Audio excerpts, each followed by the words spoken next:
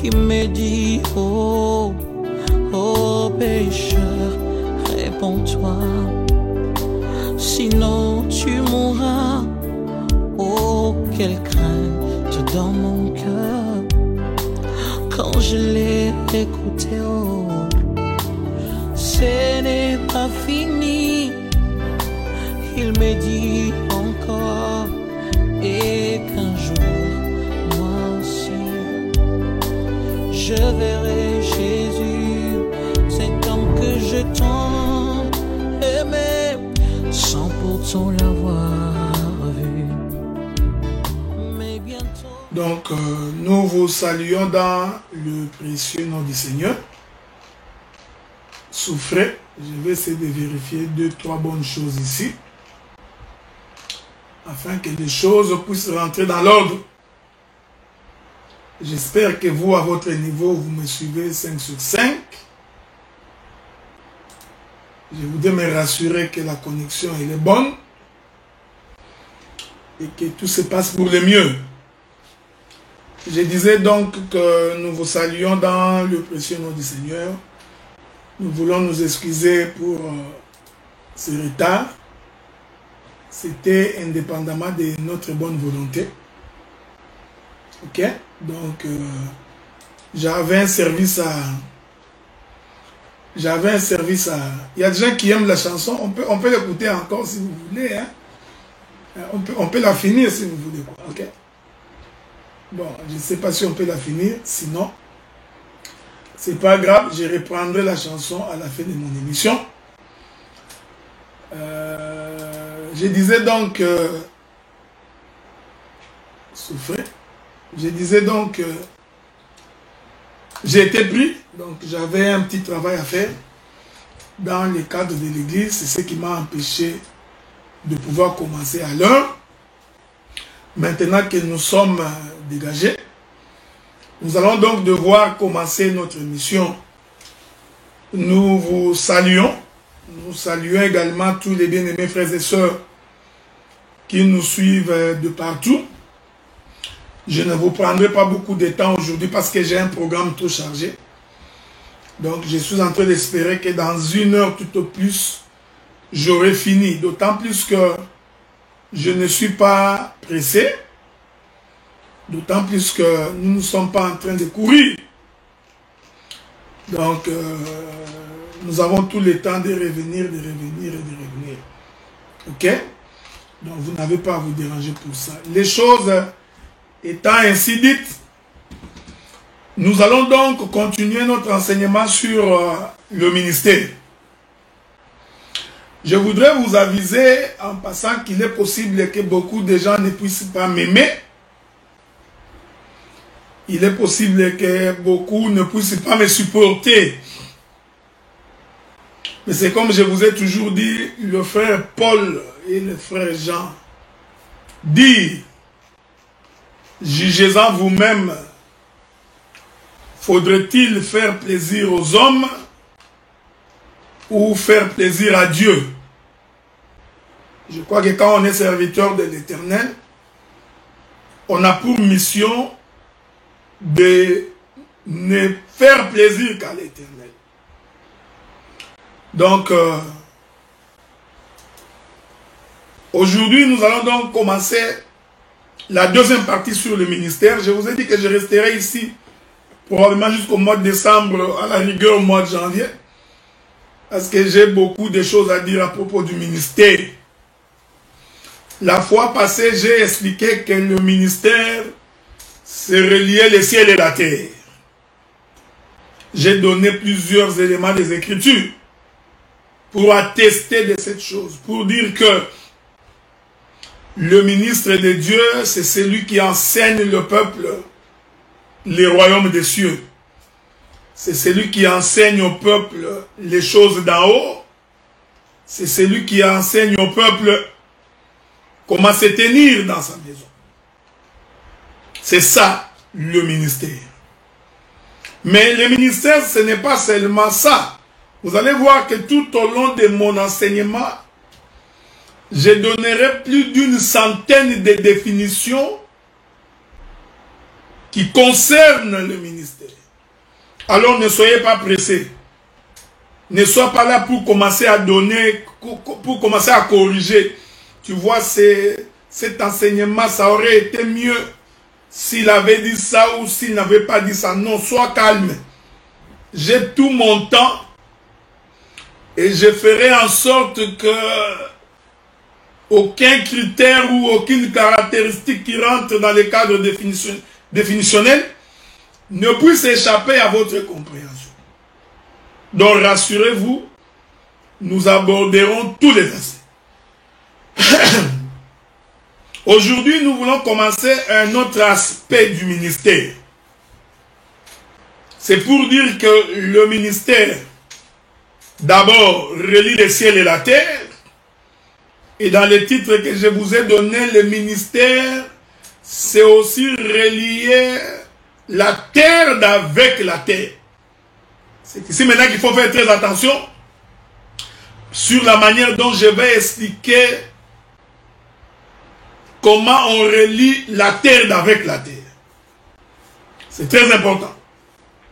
Je vous avais fait comprendre que le ministère, c'est d'abord Dieu lui-même, que le ministère, c'est Dieu, c'est le Seigneur Jésus-Christ. Mais aujourd'hui, comprenez que le ministère, c'est aussi celui qui enseigne la parole. Parce que lui aussi, il fait office du ministre. Voilà pourquoi nous allons lire quelques écritures. Nous sommes toujours dans Lévi. Je voudrais que nous prenions une écriture. Qu'est-ce que le Seigneur dit à propos de Lévi? Je vous avais dit que le jour où Lévi est né, sa maman a fait une très belle déclaration prophétique en disant « Désormais, mon mari s'attachera à moi ». J'ai expliqué ces choses. Maintenant, vous allez permettre que nous puissions prendre quelques écritures. La Bible dit ceci. Lorsque le Seigneur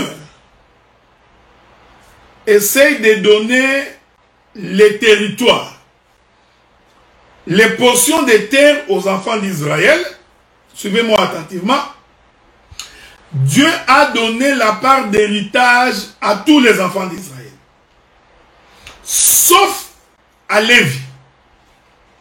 Je voudrais vraiment que le Seigneur m'aide à pouvoir trouver cette écriture-là. Je prends le livre de Deutéronome, le chapitre 10. Deutéronome chapitre 10. Je vais donc commencer par le premier verset avec la grâce du Seigneur. Si ça ne vous dérange pas, on va aller vite pour gagner du temps. Je prendrai le verset 6.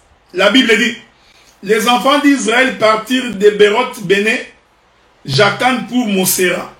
C'est là que mourut Aaron, qui lui fut enterré, et Éléazar, son fils, lui succéda dans le sacerdoce. Ils partirent de là pour Gidgoda, et de Gidgoda pour Jokta, pays où il y avait des cours d'eau. En ce temps-là, l'Éternel sépara la tribu de Lévi et lui ordonna de porter l'arche de l'alliance de l'Éternel et de se tenir devant l'Éternel pour le servir et de bénir le peuple en son nom, ce qu'elle a fait jusqu'à ce jour. Lévi avait pour mission, selon que nous disent les Écritures, de porter l'arche de l'alliance de l'Éternel. Il avait pour mission de servir l'Éternel et aussi de bénir le peuple.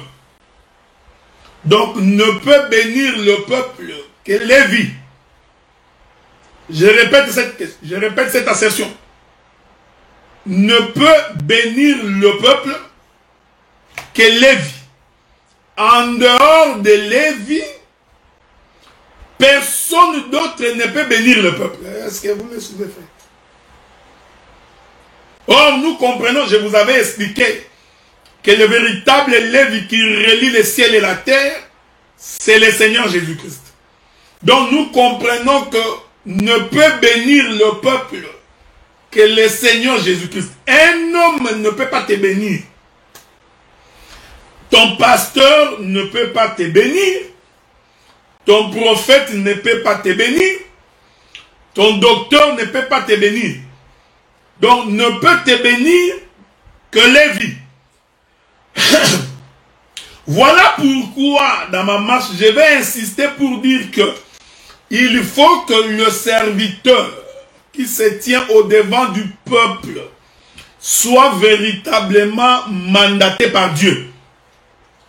Il faut vraiment qu'il soit envoyé de Dieu. Parce que s'il n'est pas envoyé de Dieu, tout ce qu'il déclare dans sa bouche ne peut pas être une bénédiction pour toi. Voilà pourquoi j'insiste pour que vous compreniez que le ministre a l'obligation de bénir le peuple. Voilà. Le ministère consiste à bénir le peuple. Or, selon les Écritures, ne peut bénir le peuple que les Lévites. Donc, il n'y a que Lévi qui bénit le peuple. Et je vous avais fait comprendre, frère, que la bénédiction, en réalité, c'est faire traverser la pluie du ciel vers la terre. Donc, le ministère, c'est le courroie de transmission par lequel la pluie descend des cieux pour visiter la terre. Or, quand la pluie visite la terre est bénie. Donc, la bénédiction ne peut provenir que du ciel. Est-ce que quelqu'un me comprend? Voilà pourquoi nous avons toujours dit que acheter des maisons, ce n'est pas une mauvaise chose. Des voitures, ce n'est pas mauvais. Mais la vraie bénédiction, c'est celle qui descend d'en haut. C'est celle qui vient du ciel. Et cette bénédiction n'a pas d'autre chemin. Il n'a qu'un seul chemin, c'est Lévi. Donc c'est Lévi qui bénit le peuple. Voilà pourquoi vous avez intérêt de veiller pour que vos prédicateurs soient véritablement des hommes envoyés de Dieu. Je vous avais dit qu'il est possible que vous ne puissiez pas m'aimer. Dans tous les cas, je vous ai toujours dit, ce n'est pas votre amour que nous cherchons. L'amour de ma femme me suffit. Et l'amour de Dieu de surcroît. Ok? Ce que je cherche, c'est que vous vous attachiez à Dieu et que vous aimiez la parole. Donc, pour que tu sois béni de la part d'un ministre, il faut que ces ministres-là soient véritablement mandatés de Dieu. Je vais donner quelques critères, bien que je vais en donner plusieurs dans ma marche. Le ministre doit être un homme converti, un homme changé, transformé. Ce n'est pas un homme qui a l'insulte facile. Ce n'est pas un homme qui calomnie. Ce n'est pas un homme malhonnête. Un homme cupide. Un voleur. Un homme rempli de haine et d'amertume. Non. Un ministre doit d'abord être un homme changé. Pourquoi? Parce que quand il ouvrira sa bouche pour parler, il ne pourra que bénir. Voilà pourquoi l'Écriture dit qu'il ne sorte de votre bouche que des paroles de bénédiction.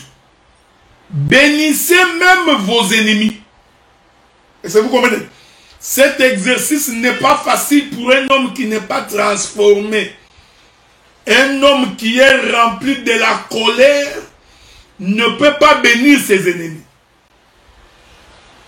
C'est pourquoi Deutéronome dit, la bénédiction ne peut sortir que de la bouche des Lévites. Vous allez comprendre pourquoi dans une assemblée des saints, nous ne pouvons pas voir quelqu'un qui n'est pas lévite bénir le peuple. C'est très important. Donc, ne peut bénir le peuple. Il faut respecter les modèles, frères. Ne peut bénir le peuple que le lévite. Or, le lévite, c'est un ministre, c'est un prédicateur. Souffrez. Souffrez. Je vous ai dit, quand je viendrai chez vous, je respecterai votre maison. Je ne toucherai pas à votre femme.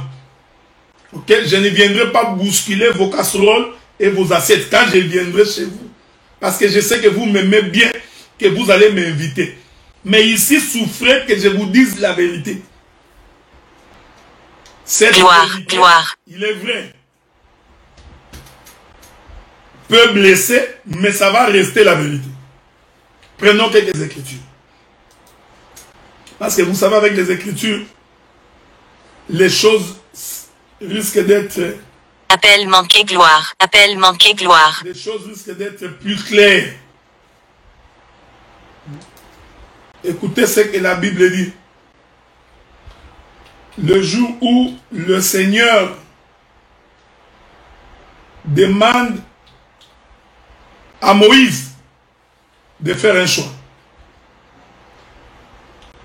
Je voudrais chercher cette écriture-là, c'est très important. Il y a une écriture où le Seigneur dit que quand vous choisirez dans les enfants de Lévi, vous choisirez tous les enfants mâles. C'est cette écriture-là que je cherche, ok? Je ne sais pas si je vais la trouver, cette écriture-là. Parce que j'ai l'impression que le frère Guilain, si tu peux m'aider également, on pourra trouver cette écriture. Ça nous permettra d'avancer plus vite. Je suis en train de chercher l'écriture. Souffrez, hein? Souffrez. Souffrez que je vous trouve cette écriture-là. C'est très important. Ça nous permettra de pouvoir avancer. Je crois que c'est dans les livres de Lévitique. Si je ne me trompe pas. Le Seigneur dit, parle par la bouche de Moïse, il dit, tu prendras Aaron et ses fils, tu les mettras à mon service. C'est cette écriture-là que je cherche. Je ne sais pas pourquoi je ne la trouve pas. Mais ce n'est pas grave, je reviendrai. Dieu dit, tu prendras Aaron et ses fils pour me servir. Souvenez-vous que quand Lévi est né, Nombre chapitre 1er verset 2, que Dieu te bénisse mon bien-aimé Guilain. Ça nous permet d'avancer plus vite, ok? Prenons le livre des Nombres. Chapitre 1er verset 2. Allons d'abord lire ça. Nombre chapitre 1er. Le verset 2, il est écrit. Non, ce n'est pas ce que je cherche, mon frère. Donc, ce n'est pas ça. Ce n'est pas la bonne écriture. Mais ne vous en faites pas, je vais la trouver, cette écriture-là. Dieu dit, tu choisiras Aaron et ses fils pour qu'ils soient à mon service. C'est très important. Donc, l'Éternel, pour choisir celui qui devait être à son service, il choisira donc Aaron et ses fils. C'est quoi, Nombre chapitre 3, verset 15. Allons lire ça. Il y a beaucoup d'écritures. Hein? Nombre chapitre 3, le verset 15. Allons lire qu'est-ce qui est écrit. Ça va nous permettre d'avancer. Verset 15. Nombre chapitre 3, verset 15. Fais le dénombrement des enfants de Lévi, selon les maisons de leur père, selon leur famille. Tu feras le dénombrement de tous les mâles, depuis l'âge de 1 mois jusqu'au-dessus. J'aime ces choses. quand on fit les dénombrements pour la tribu de Lévi, avez-vous remarqué que l'on ne choisit que les enfants mâles? C'est très important. Parce que dans la tribu de Lévi, il y avait aussi des fils. Il y avait aussi des filles. Donc il y avait des filles lévites. Nous avons les cas de Marie, nous avons les cas d'Élisabeth. Ils sont nombreux. Ils sont nombreuses. Mais quand il a été question de choisir celui qui servira le Seigneur, celui qui sera au temple pour servir Dieu, le Seigneur a insisté pour que l'on prenne les enfants mâles, c'est-à-dire les hommes. Je vous ai toujours dit, le problème n'est pas que parce que les hommes sont plus compétents que les femmes, non. Le problème n'est pas parce que les hommes ont plus de la valeur que les femmes, non plus. Le problème n'est pas parce que les hommes ont plus de capacités que les femmes, non. Parce que nous avons des femmes qui prêchent, qui peuvent parler de Jésus très bien que les hommes. Quand Dieu s'est choisi les hommes, le mâle, c'est par rapport à la notion de la sémence. Parce que naturellement, il est attesté qu'il n'y a que l'homme qui est porteur de la sémence. Or, la sémence, c'est ce qui donne la vie. Comprenez-vous ce que je dis? Donc, la sémence, c'est ce qui donne la vie. Voilà pourquoi le Seigneur, pour identifier, pour mettre en exergue la notion du royaume des cieux, il va donc choisir que les hommes, donc les mâles, pour que les hommes soient les canaux par lequel l'Éternel communiquera avec le peuple. Cette chose, elle est conforme même à la pensée de la création. Quand Dieu crée l'homme, il crée premièrement Adam. Dieu donne la parole à Adam. Il donne les commandements à Adam. Il donne l'enseignement à Adam. C'est Adam à son tour qui va venir dire à la femme tout ce que Dieu lui avait dit. Pourquoi? Ce n'est pas parce que Adam était spécial, non. C'est parce que Dieu, c'est un Dieu de principe. Il veut respecter les modèles. Les modèles voudraient que, comme l'homme est porteur de la sémence, comme c'est l'homme qui communique la vie, il faut donc premièrement que nous voyions dans l'église les hommes en train de prêcher. Ceci est un mystère pour nous enseigner les choses du royaume. Voilà pourquoi en Israël, nous n'avons pas vu une femme dans les sacerdoces. Est-ce que vous comprenez ce que nous disons? Voilà pourquoi. N'y avait-il pas de femmes capables de parler de Jésus plus que les hommes? Oui. N'est-ce pas lorsqu'ils ont traversé la mer Rouge, Myriam répondait aux questions? Donc une femme peut répondre aux questions. N'est-ce pas Déborah n'a-t-elle pas parlé de la part de Dieu? Bien sûr. Que dire de la prophétesse Anne? Que dire de la femme samaritaine? Là n'est pas le problème, frère, n'est pas le problème, ma soeur. Tu peux bien parler de Jésus. Mais il y a un problème, c'est que quand nous entrons dans les sacerdoces, quand nous entrons dans le culte, ici, Dieu fait en sorte que les femmes ne soient pas dans les sacerdoces. Quelle est la raison? Ce n'est pas de la modernité, ce n'est pas être villageois, comme j'ai toujours entendu. Les gens disent, oh non, tu vois, notre Dieu est un villageois. Si ton Dieu est villageois, le mien il n'est pas villageois. Je ne sais même pas où est-ce que vous avez ramassé cette expression de considérer que Dieu est un villageois. C'est comme qui dirait que les villageois ne changent pas. Non, ça c'est une insulte contre les villageois. Pourquoi Dieu fait-il une telle chose? C'est parce qu'il veut respecter la nature. La nature enseigne que c'est l'homme qui est porteur de la sémence et c'est l'homme qui donne la vie. Voilà pourquoi Exode chapitre 28, merci beaucoup bien-aimé, j'avais vu ton coup d'œil. Exode chapitre 28. Souvenez-vous que quand Lévi est né, Sa maman avait déjà dit que cet enfant ici sera le pont entre le ciel et la terre, entre l'homme et la femme. Il sera le pont entre le mari et son épouse. Voyez-vous? Maintenant, quand nous arrivons dans Exode chapitre 28, plusieurs années, plusieurs générations plus tard, Exode chapitre 28, premier verset, la Bible dit, fais approcher de toi Aaron ton frère et ses fils, et prends-les parmi les enfants d'Israël pour les consacrer à mon service dans le sacerdoce. J'insiste que le sacerdoce est pour les hommes. Respectez ça, le ciel se souviendra de toi. Mais cela n'empêche pas que les femmes ne peuvent pas parler de Jésus. Non, elles peuvent parler de Jésus. Mais en ce qui concerne les sacerdoces, parce que je reviendrai plus tard, parce que les sacerdoces, c'est aussi la gouvernance. C'est conduire, c'est diriger.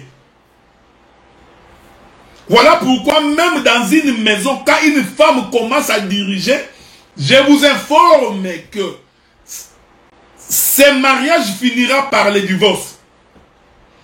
Vous allez constater le divorce plus tard. Ou alors l'homme est déjà divorcé mais il fait semblant. Parce que Dieu a créé l'homme de telle sorte que l'homme ne supporte pas qu'on puisse le diriger. C'est naturel. Donc, si la femme commence à diriger, cette femme-là est possédée par un mauvais esprit. C'est un esprit masculin. Et l'homme qui se fait diriger est possédé par un esprit féminin. Il lui faut donc une délivrance.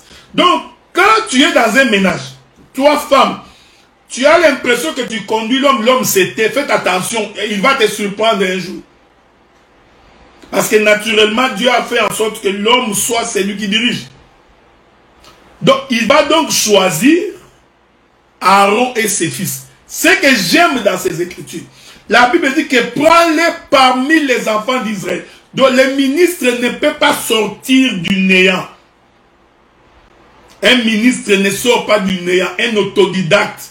Tu n'as jamais évolué dans une église. On ne connaît pas dans quelle église tu as évolué. On ne connaît pas qui sont tes prédicateurs. Tu sors sur les réseaux sociaux, tu deviens ministre. Non! C'est comme il y a beaucoup de journalistes aujourd'hui, il y a aussi beaucoup de ministres comme ça. Il prend son téléphone, il est un autodidacte. Il n'y a pas d'autodidacte dans les choses de Dieu. Il faut qu'on retrace ton origine. C'est-à-dire, il faut que l'on dise, il est sorti de telle église. Voici ses prédicateurs. Si tu n'en as pas, il faut aller trouver une église locale. Reste dans les bancs jusqu'à ce que le Seigneur va t'élever. Non? Un ministre est sorti du néant. Toi, tu es comme Chorakwet. Il n'a ni père, ni mère, ni arbre généalogique. On ne connaît même pas dans quelle église il avait évolué. Non, non. Donc, nous disons, Lévi et ses enfants, pour les consacrer, on va les choisir parmi les enfants d'Israël. Voilà pourquoi quand nous voulons élever un ministre, nous choisirons parmi nos frères. Nous choisirons, l'Éternel nous donnera à cœur de choisir. Une fois que nous les avions choisis, nous allons les consacrer. Écoutez frère, ce n'est pas nous mais c'est le Seigneur qui les consacre. Le choix déjà du ministre fait en sorte qu'il n'est plus comme le peuple. Il ne peut plus se comporter comme le peuple. Il ne peut plus vivre comme le peuple. Ce n'est pas quelqu'un qui tomberait dans les péchés nuit et jour. On connaît que toi tu vis dans les péchés. Tu nais dans les péchés, grandis dans les péchés, tu veux mourir dans les péchés. Dieu s'est choisi donc les hommes.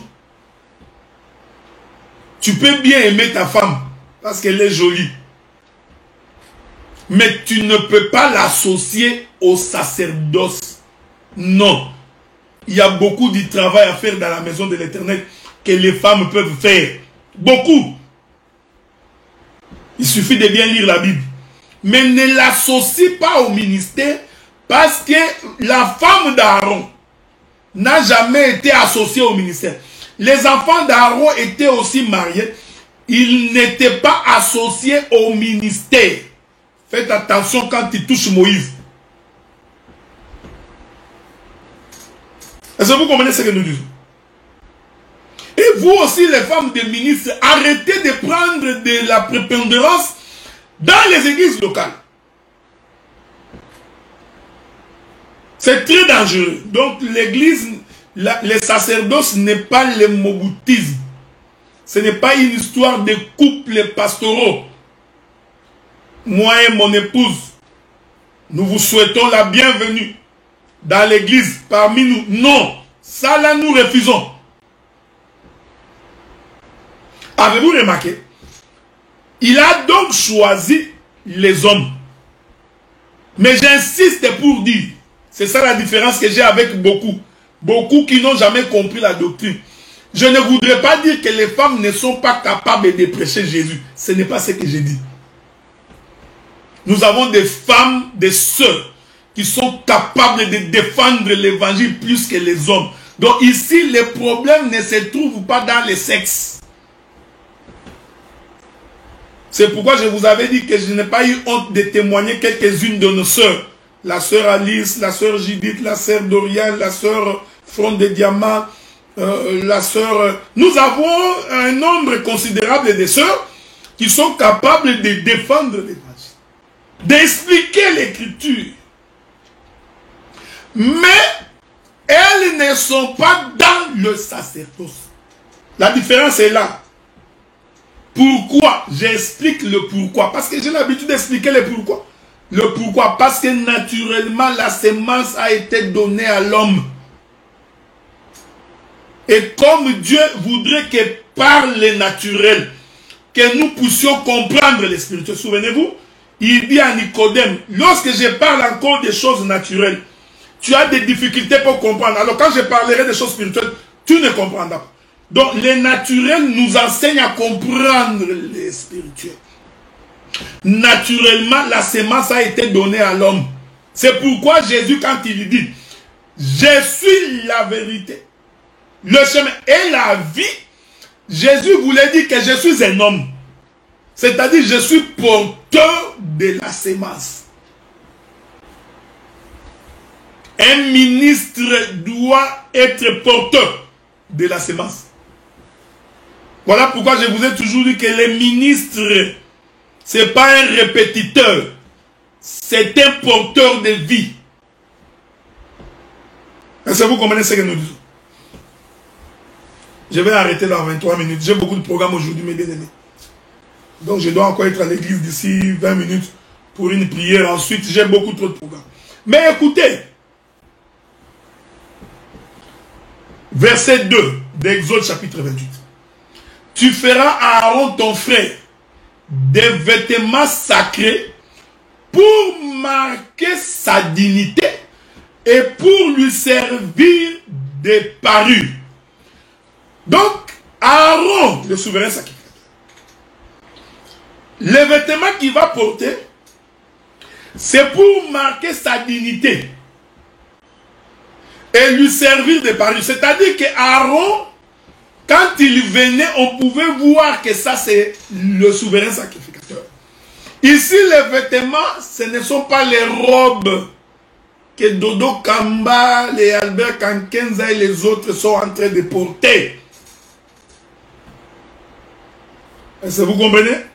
Nous avions pensé qu'ils avaient quitté l'église catholique, mais nous venons de nous rendre compte qu'ils sont toujours les petits-fils de Maman Kato. Je t'en aimé sans pourtant l'avoir vu. Mais bientôt, quelle joie, ces jours-là, quand je les verrai. Oh, oh, oh. Yes.